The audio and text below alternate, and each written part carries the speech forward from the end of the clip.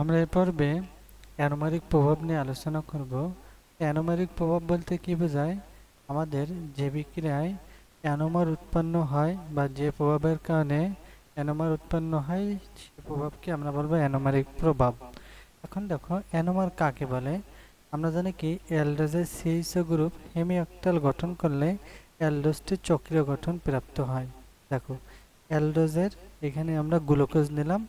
Glucose এক ধরনের aldose. কেন? কারণ এই গ্লুকোজে দেখো অ্যালডিহাইড মূলক আছে, সিএইচও মূলক আছে, তাহলে গ্লুকোজ এক ধরনের অ্যালডোজ। এই অ্যালডোজের সিএইচও গ্রুপ হেমিঅক্টাল গঠন করলে এরকম একটা দেখো গঠন করলে অ্যালডোজটি চক্রীয় গঠন প্রাপ্ত হয়। দেখো এখানে একটা চক্রীয় গঠন প্রাপ্ত হলো। এমত অবস্থায় উক্ত কার্বনটি অপ্রতিসম কার্বনে পরিণত হয়। দেখো এই যে সিএইচও, এটা করলাম আমরা কিভাবে অপ্রতিসম কার্বনে পরিণত হয় সেটা আমরা একটু দেখবো। দেখো আমরা মুছে দিলাম, সরি,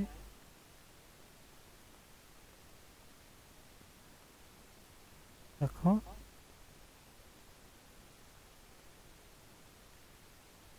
সাদা কালার নিলাম।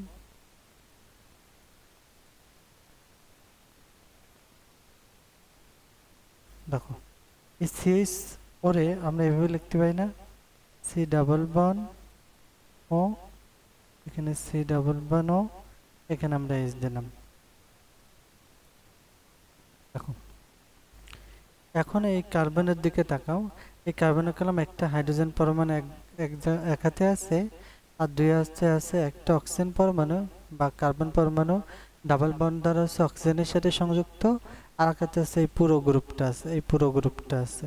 তাহলে কার্বনের কলম চার হাতে হচ্ছে তিনটা ভিন্ন মূলক যুক্ত আছে, ঠিক আছে।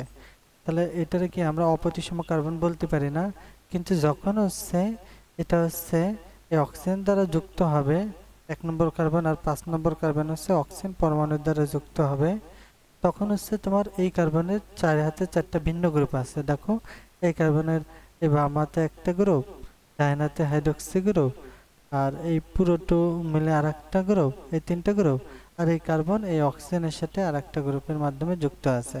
দেখলাম চারটা গ্রুপ আছে, মানে এটা হচ্ছে কি অপ্রতিসম কার্বন, ঠিক আছে।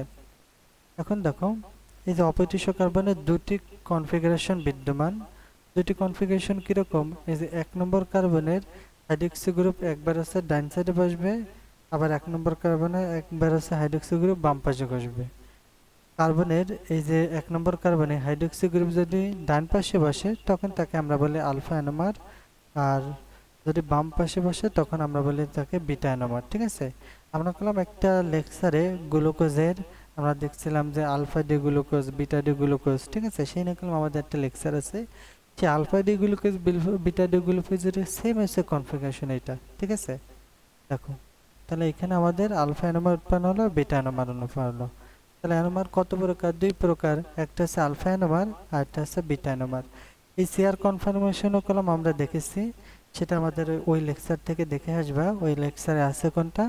এটা হচ্ছে তোমার আলফা ডি গ্লুকোজ বলো, বিটা ডি গ্লুকোজ হলো, এগুলো হচ্ছে রিং কাঠামো বলো, চাকরি কাঠামো বলো, চেয়ার কাঠামো বলো, সবগুলো নিয়ে একটা ভিডিওতে আলোচনা করা আছে।